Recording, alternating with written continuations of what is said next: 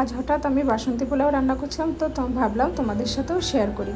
তো আমি 1 কৌটা গোবিন্দভোগ চাল নিয়েছিলাম, আর তারপরে একটা চাটনিতে ভালো করে কিছুক্ষণের জন্য রেখে দিয়েছিলাম যাতে জলটা পুরো ঝরে যায়। তারপরে একটা গামলায় ঢেলে নিয়ে তাতে 2টো তেজপাতা, একটু আদা, কাঁচা লঙ্কা বাটা, একটু হলুদ আর 1 চামচ ঘি দিয়ে ভালো করে মেখে 1 ঘন্টার জন্য রেখে দিয়েছিলাম রেস্টে।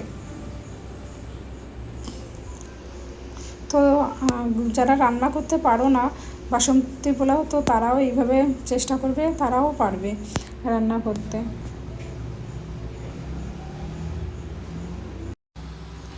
আর হ্যাঁ, আমি কিন্তু এখানে গরম মশলার গুঁড়ি দিয়েছিলাম, তো কোনো কারণে ভিডিওটা করা হয়নি, স্কিপ হয়ে গেছে।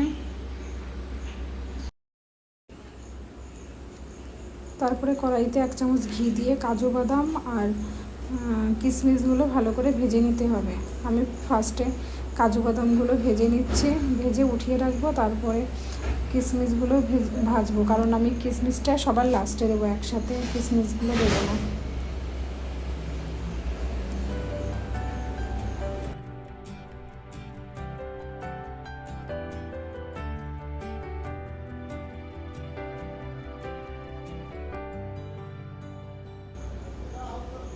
তো তারপর আরও 1 চামচ ঘি দিয়ে চালটাকে ভালো করে ভাজতে হবে 5-7 মিনিট ধরে।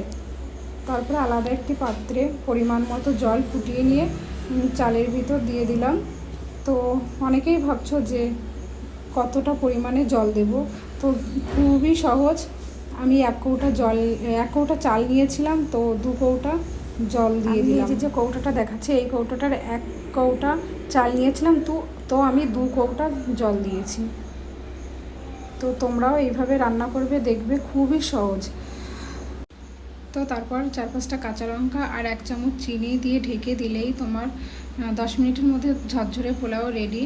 তো আমার ভিডিওটা কেমন লাগলো অবশ্যই জানিও। তো আমি যেভাবে দেখালাম এইভাবে ট্রাই করবে, দেখবে যে পারে না আমার মনে হয় সেও রান্না করতে পারবে।